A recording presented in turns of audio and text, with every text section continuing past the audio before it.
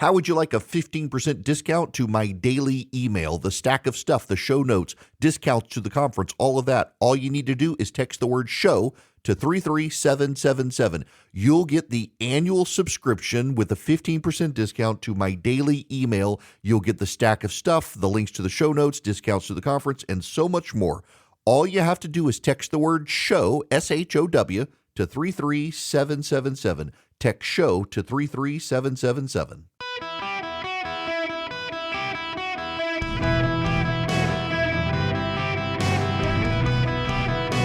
Welcome to the Eric Erickson Show podcast, Hour 3. Ladies and gentlemen, boys and girls, it's Eric Erickson here across the United States of America. The phone number is 877-973-7425. Should you wish to be on the program, would be very happy to have you. Now, we got to talk about, well, old news. But it's news we need to be reminded of. If you are a medical professional, you should pay attention to this segment, probably more so than most. It was yesterday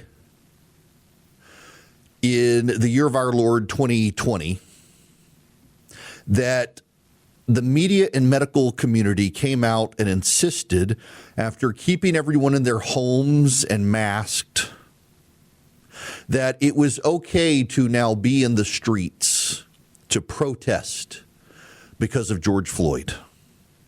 That people's civil rights now trumped healthcare. When COVID started, I was paying attention to it. So I was in February, I want to say February, maybe March, I think February of 2020, flying back from Denver to Atlanta. Was on Delta, got onto the plane, and as I'm getting on the plane, there is a woman seated in the third row in first class by the window who is puking her guts up. I mean, we haven't even left the airport, and we haven't, the door is open. People are boarding. And this woman is in the third row of the plane, and she is puking her guts up. And I thought, my God, oh, this poor woman, and poor person who sits next to this woman. Guess who sat next to the woman in seat 3C? She was in 3D. That would be me. I sat down next to this woman, and she looked at me, and she says, I promise I don't have that virus that's going around. She said, I have altitude sickness. And she began to tell me between vomiting, she was her husband's third wife. This is the moment that I lost all sympathy for the woman when she says, I've never been to Colorado before. I've never had altitude sickness before. But I have altitude sickness, and the doctor said I needed to leave immediately. And there was no time to arrange the private jet.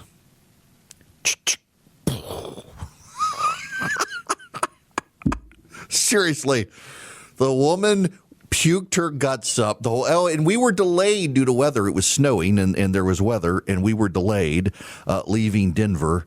And we sat on that runway for over an hour, or on that tarmac for over an hour, while this woman was puking her guts up. I felt genuinely awful for this poor lady.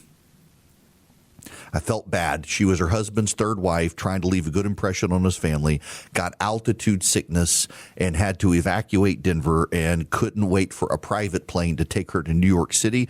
Literally, they flew her to Atlanta, and she puked the whole way. And when she got to Atlanta, We got off the plane, and by then I was actually really concerned about this woman. She had to be dehydrated. She couldn't keep anything down. The flight attendants in Delta let me sit in the jump seat. God bless them. They were as nice as they could be. They let me sit in the jump seat for most of the whole way to Atlanta until it was time to land, and I had to go sit back down by this woman who just looked wrecked. I felt horrible for the woman, and I helped carry her luggage, her bag, off the plane and got her on the jet bridge where she was met by a doctor with a wheelchair, and they got her somewhere to some private plane and flew her on to New York. It was a wild experience, but she was like, I don't have that virus that's going around. Well, my wife has stage 4 lung cancer.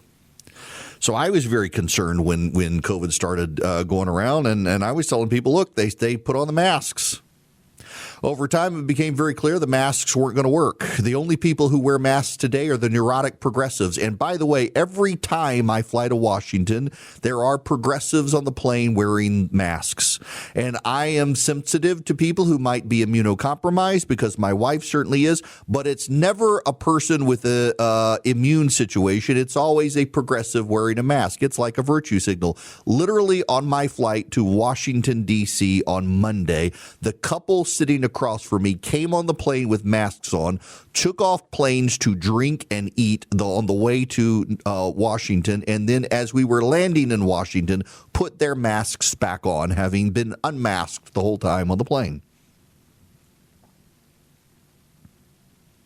And I remember when everybody shut down the country. Brian Kemp, contrary to those of you in Florida who believe otherwise about DeSantis, who's a great governor and I know him and like him, but it was Brian Kemp who opened his state first. And before we get all revisionist, let's be clear here. Brian Kemp, the governor of Georgia, who reopened his state before all other states, was attacked by the president of the United States, Donald Trump, for opening his state. DeSantis followed suit. Other governors followed suit. Brian Kemp was rewarded with a headline in The Atlantic about Georgia's experiment in human sacrifice. What Brian Kemp understood as governor, that Ron DeSantis understood as governor, that other Republican governors understood, was that you have to balance people's health and livelihood. And as Brian Kemp himself told me, there was a real concern that he had that when they shut schools down, what about the kids who might be in abusive households? When they were at school, they were safe. And by shutting down schools and leaving them at home, you were putting them in dangerous situations. And he was concerned about that. And he was concerned about the small businessmen who would be losing business. And so he reopened his state. And he was attacked by people like Keisha Crimeway Bottoms, the mayor of Atlanta, who is now the gubernatorial nominee for the Democrats. Keisha Lance Bottoms kept Atlanta schools shut down. She tried to keep the city shut down. She tried to shut down churches. And it was the governor of Georgia who stood up and stopped her from shutting down churches and businesses in Atlanta. She tried to keep everything in Atlanta shut down. Stacey Abrams, who was running for governor against Brian Kemp in 2022, campaigned against Brian Kemp for reopening businesses and reopening and not letting churches close. No church in Georgia ever shut down. Brian Kemp refused to shut them down. And he was excoriated by public health officials.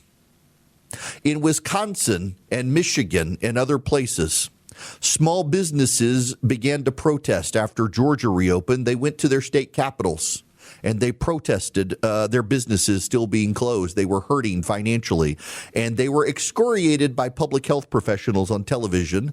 In fact, there were reporters who suggested that if the small businessmen and women who were protesting the shuttering of their businesses got COVID, they should be denied ventilation machines and should be left to die because what they were doing was irresponsible. But by June 2nd and 3rd of 2020, these very same public health professionals and reporters who said small business owners should be killed or let die because they protested COVID were telling people, if you're not marching in the streets, you deserve to get COVID. The small businesses were suffering, and the public health professionals were fine destroying their businesses. But George Floyd died, and suddenly these same public health professionals were like, no, get in the streets and march. Now, you should note that Governor DeSantis in Florida was regularly attacked for letting people go to the beach. In California, Gavin Newsom was rounding people up and arresting them for jogging on the beach alone. In California, they were tearing down basketball nets and shutting basketball courts, and they were even filling in with sand skate rinks for skateboarders. They were filling in the skating parks with sand so skateboarders couldn't be outside. In Florida, they were attacking Ron DeSantis. By the way, we knew at the time, by June of 2020, we knew that outside in the sunshine, COVID did not spread. We knew this. The data knew this. Anthony Fauci knew this. Deborah Fauci knew this. And yet Democratic states were keeping people shut up inside, not allowed outside. And they were attacking Ron DeSantis. That lawyer in Florida, remember, dressed up as the Grim Reaper, and CNN gave him ample coverage. There were healthcare professionals who knew. And many of them didn't speak up because they were scared for their livelihoods and jobs. The bullies in the liberal press and the healthcare community who put their politics ahead. I remember in Denver, Colorado, I covered it at the time. In Denver, Colorado, on CNBC, they interviewed a doctor who was standing in the streets to protest the people who were protesting their businesses being closed. And that same doctor, by June of 2020, was marching in the streets denouncing the government because of George Floyd. My point is that today, conspiracy theorists are running rampant around this country on healthcare, among other things. Do you know the number of curable diseases on the rise in this country because people no longer trust vaccines because the conspiracy theorists have run supreme? The number of kids in this country with measles is going up. The number of kids dying from measles is going up. And it didn't have to be. And it's because public health professionals put their politics ahead of public health. And like the people at CBS News and in the press who refuse to acknowledge that they are progressives and they have destroyed their credibility by being progressives. Many people in public health have done the same thing. They've refused to acknowledge the political biases that led them to shape their public health opinions. They didn't let the data and the science do it. They let their political biases do it. They were willing to shut down the government and the country and keep it all shut down because they wanted to control people's lives. At the time, I used an illusion that I think still holds up. Public health officials were in charge of the plane, and they couldn't figure out how to land it in a way that would allow them to continue to pilot the plane. And so they decided to keep the plane in air until it ran out of gas and crashed because they wanted to be in charge. I think there were a lot of people who didn't take COVID as seriously as they should have, and many of the people who took it serious are dead. I think there was reason to be concerned, and I think that the public health situation, at first, I think they were deeply sincere, but I think people like Fauci and others decided that they wanted to be in control. And control meant keeping you in fear. It's what a lot of people do today on the internet. They try to keep you in fear of the other. They try to otherize people. And we're worse off as a nation today because so many health professionals decided to put their political biases ahead of the actual science. The people who told you to stay inside instead of getting outside when sunshine was the best disinfectant. And now you have a lot of people who don't trust the science at all at a time they should, and kids are dying from easily treatable diseases because people have stopped trusting the science. And in large part, they've stopped trusting it, one, because the scientists put their politics ahead of the science, and two, because other people came along and manipulated you for profit. And a lot of those people are still the voices too many Americans are listening to, and they would not exist and have the clout had the medical professionals not put their politics first. Hello, America. Welcome back. Do you remember City's Church?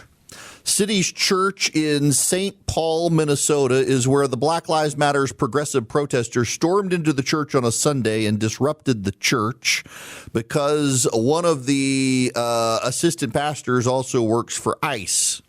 Don Lemon was in tow.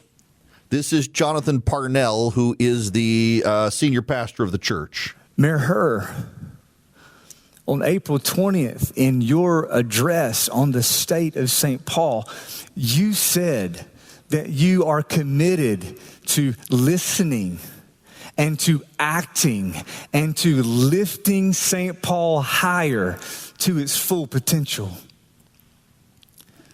But I wonder, do you include evangelical Christians in that commitment? Or do you only care about those you agree with? You have left us to wonder this. Why is he saying that? Because the city of St. Paul has determined that the invasion of that church and disruption of its church service was a peaceful protest. That's right. That's right.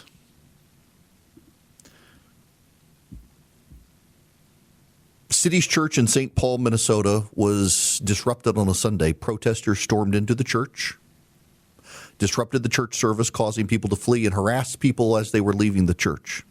The city of St. Paul has determined it was a peaceful protest and will do nothing about it. Your right to protest ends where my right to worship begins. That's been a common understanding in America for a very long time, that your rights end where my rights begin. You don't have the right to disrupt my rights. And City's Church in St. Paul, Minnesota had the right to peacefully worship, and it was disrupted by protesters who were protesting. When those rights collide, the church's rights for its church building are supposed to be protected. And the progressives in Minnesota have decided not to protect the church's right to worship against Black Lives Matter's right to essentially worship through protest. That is a very dangerous precedent that progressives have decided to take. It's a dangerous path they're going down. And they're going to reap the consequences of this in profoundly negative ways unless they reconsider. Now, Swiss America wants to help you protect your hard-earned cash and assets and help you with your retirement, and you can get their Secret War on Cash report by going to SwissAmerica.com/Eric, SwissAmerica.com/ERICK. You sign up with Swiss America today, and Swiss America is going to send you their Secret War on Cash report that teaches you how to, well, protect yourself as the government snoops and pries and tries to control how you spend your hard-earned assets. They're also going to give you the latest breaking news on currencies and precious metals and the BRIC nations and give you the information you need to be a great investor on your own, and they can help you with precious metals. They're one of the nation's trusted leaders in precious metals and have been for 40 years. They want to help you with your retirement. They want to help you with your investing if they can be of help to you. You can also get Swiss America Trading, their podcast on YouTube.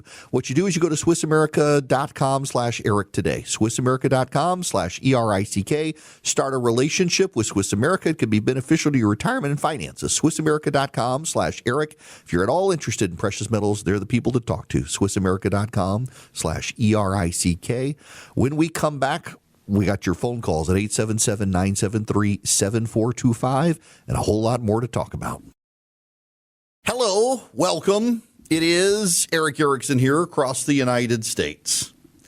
So I'm again, if you tell people lies and they want to be lied to, you can make a great deal of money. If you tell people who want the truth, you can make a living. If you tell people who want to be lied to the truth, you're going to go broke. This is my moment of going broke. It takes a very long time in California to count votes, and many of you have been brainwashed into thinking it's because they got to steal the election.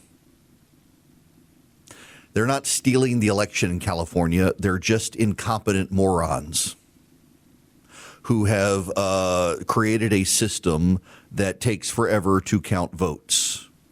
You talk to Republicans in California, the prominent conservative Republicans in California, not the fringy people who lie to you because you want to be lied to. They will tell you this isn't a matter of the votes being stolen. This is a matter of a convoluted bureaucratic process in California. And by the way, it is a process that is absolutely allows people to prey upon your emotions. This is Steve Kornacki. Remember, the final piece of the puzzle that we won't know tonight, right, is the late arriving vote by mail. And we're talking about probably like a third of the vote in Los Angeles. We're probably not going to be getting until tomorrow and maybe days to come after tomorrow. The mail can still come in after Election Day. And there's indications, and there's certainly a ton of precedent here, that that late arriving vote by mail is going to be significantly more Democratic friendly than all of the other vote, meaning that would be good news for Bass. Right. That would be good news for Rahman. If she's going to come out of tonight behind Pratt, it's a huge if, but if she's going to come out of tonight behind Pratt, well, it's not a huge if at this point, she would then have the opportunity, if she's close enough, to catch him with that. But that is a 25,000 vote pad there. 8 percentage points that Pratt has managed to build. I have given up on trying to explain to people why they're not stealing the election, because some of you want to be victims. You've chosen to be victims, and you've chosen to believe the lie that the Democrats do this so they can steal the vote. It's not true. Republicans in California themselves would tell you it's not true. But some of you are never happy unless you're miserable thinking that they're cheating. But what I will tell you is that this makes it very easy for you to believe that. It makes it very easy for people to believe in nefariousness. It is rank incompetence that California, the most populous state in the nation, has decided to design an election system where you can go weeks with uncertainty over who won the election. This is also a reason why we cannot have a national popular vote for president of the United States. There are third world kleptocratic hellhole countries that can count their vote faster than California. And it is a damning indictment on the state of California that it is unable to count its election vote. The United States Supreme Court actually has a case pending on whether votes must be counted by Election Day. The rule in California and a number of other states, and by the way, not just Democratic states, some Republican states as well, is that if a ballot is postmarked on Election Day, and it comes in after Election Day, it still must be counted. The original intention was to deal with the overseas military ballots. I got to tell you, my view on this is very straightforward. If you want your vote to count, you make sure you get it to the Board of Elections by Election Day. In my household, in last year's election, there was an absentee ballot, and it did not get mailed. And on Election Day, had to drive it to the Board of Elections and hand deliver it to make sure it got counted. Was not my ballot. There are ways to make your vote count. And the way to make your vote count is to participate. And the way you participate is you vote in a timely manner. The idea that any state should keep counting votes after Election Day is absurd.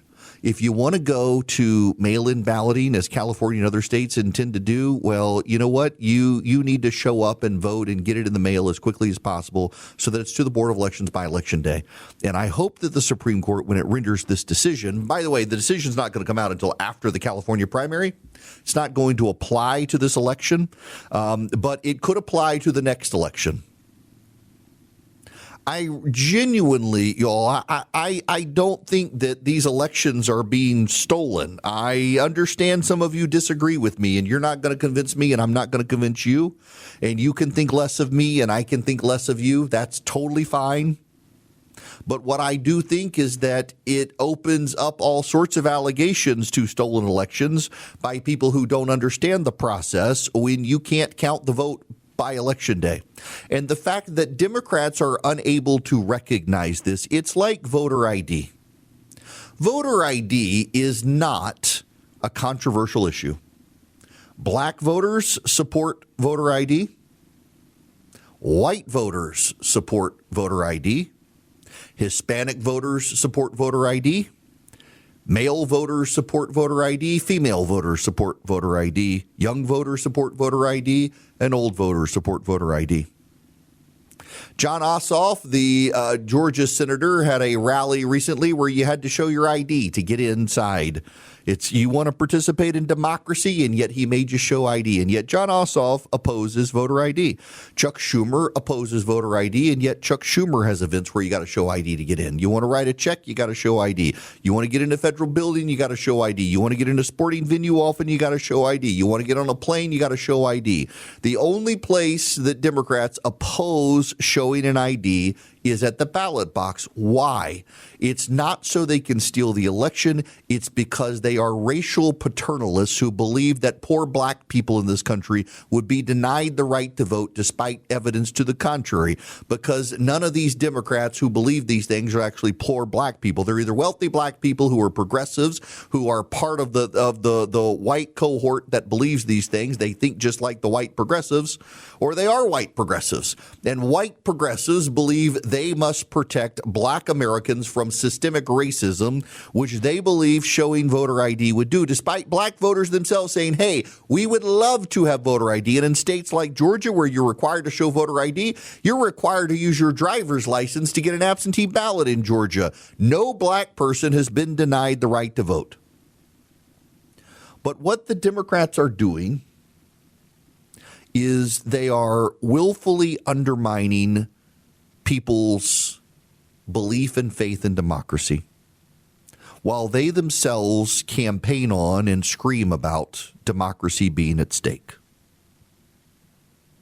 They don't seem really to understand that they themselves are causing people to cast doubt on it. But it's not just that. It's not just that. It's the Democratic Party's ability to get anything done in this country. They can't count a vote. That is the basic role of a government, is to be able to count the vote for a democracy. Don't at me about being a republic. You know what I mean. The chief democratic action taken by the voters of this country is to vote. And when Democrats can't do that, it's just a warning sign for everything else. They can't build the high-speed rail in California. They can't keep people safe on public transit. Here in Georgia, in metro Atlanta, a woman was murdered the other day on public transit. The lieutenant governor, Burt Jones, is turned it into a campaign issue and said he's going to put state police on public transportation. If the MARTA police, MARTA is the Metro Atlanta Rapid Transit Authority, if they're not willing to protect people, then the state will do it, according to the lieutenant governor. In North Carolina, in Charlotte, North Carolina, you had the woman from Ukraine murdered. In New York City, there have been homeless people who have shoved people in front of trains to their death, lit people on fire to their death, murdered people. And in New York, the reaction of progressives is that, well, you should expect to be accosted and possibly murdered on public transportation. And also we should ban cars so that you have to ride public transportation. I don't know what part of the progressive brain broke or how it broke to not understand the basic idea that if you can't make government work for people, they're going to turn against you. And if you go insane, people are going to turn against you. The Democratic Party is still today, they're running a Nazi sex predator in Maine. They're running the weirdo freak in Texas, who, by the way, turns out has admitted to soliciting relationships with people on his payroll or his campaign staff. Yep, real Christian of him. These progressives are undermining the very foundation of the function of America for special interests at that. You, the voter, are no longer the special interest for them. It's the intersectional minority that's the special interest. They can't count the votes on time. They can't build the roads on time. They can't build the bridges on time. They can't build the trains on time. They can't educate the students.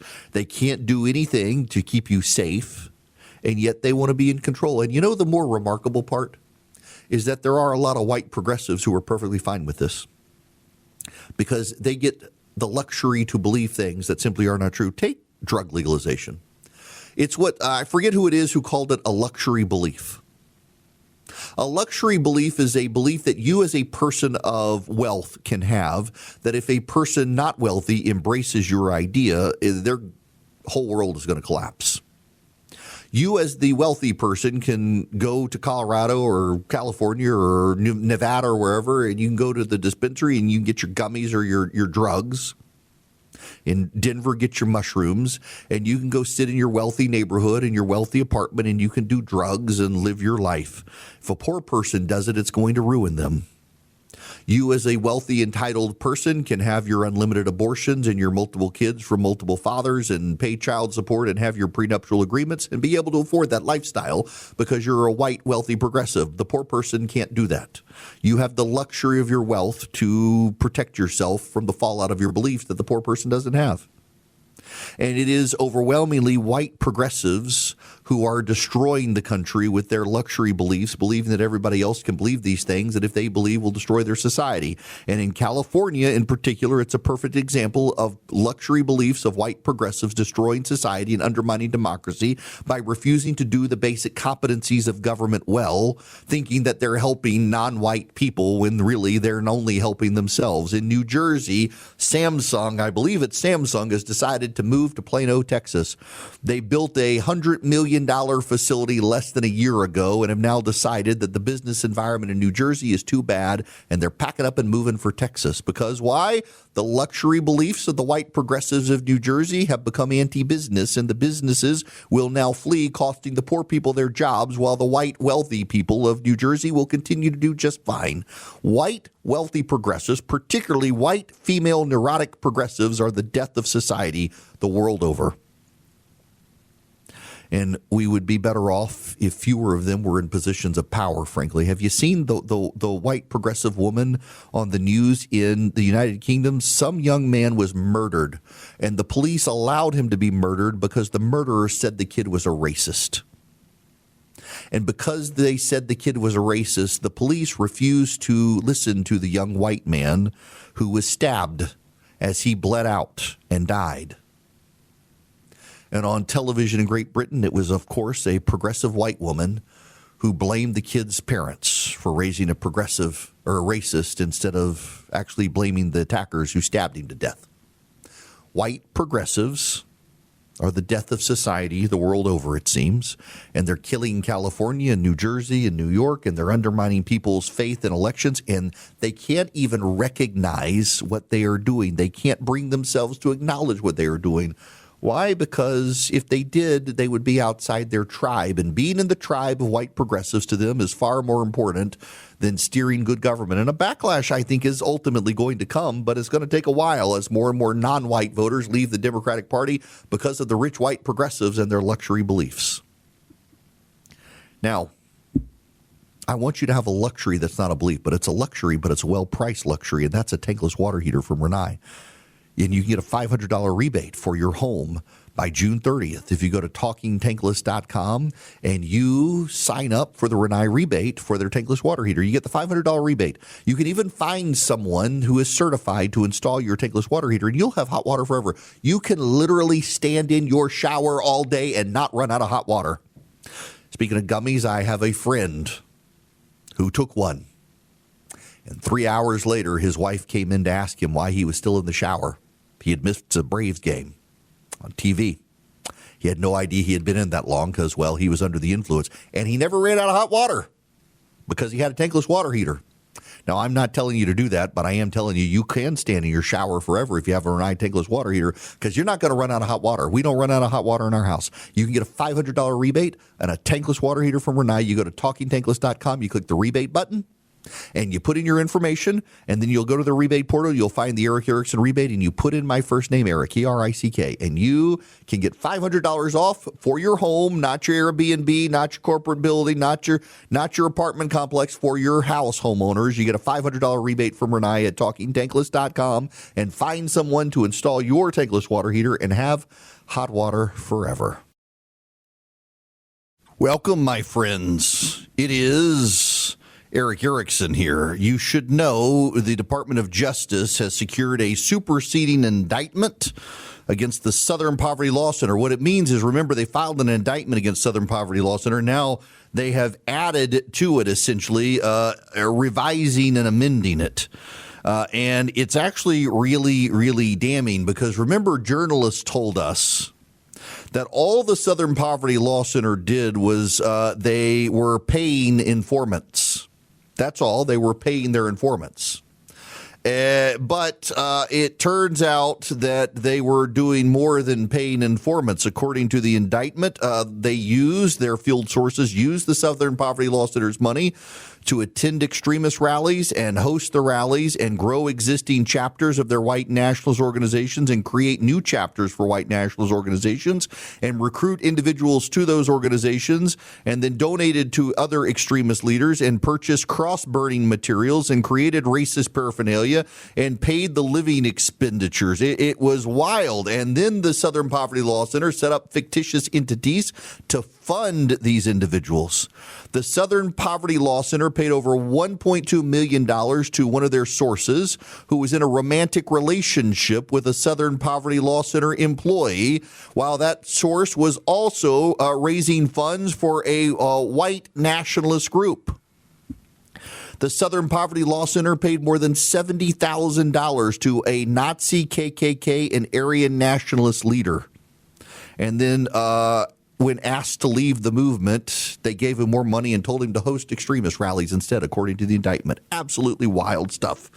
Now, let me tell you about Vision Computers, because if you've got a crazy computer right now, you might need a new one, and Vision Computers can build it for you. If you go to the electronics store, you're going to get a computer that is for everybody, not for you. With Vision, they're going to ask your needs and your wants, and they're going to build the machine that's just for you. And you get their world-class tech support with it. And if you just want the tech support for your computer, you don't have a Vision Computers computer, just you got a computer, and you want tech support for it, Vision can be your tech support solution for yourself, for your kid, for your senior citizen parent, for your whole company. You call them at 404-COMPUTE or you go to visioncomputers.com. You tell them Eric sent you. You might save some money. If you want their tech support, you basically 24/7, you get a human being, not an AI chatbot on the phone. And that's key here. A lot of these companies outsource to AI now. Vision Computers, they have human beings, and you call them in 15 seconds or less, faster than Google search. You get somebody on the phone who can help you. 404-COMPUTE or visioncomputers.com. Anybody nationwide can do business with Vision Computers. 404-COMPUTE or visioncomputers.com. Let Vision be your tech support solution. You can thank me later.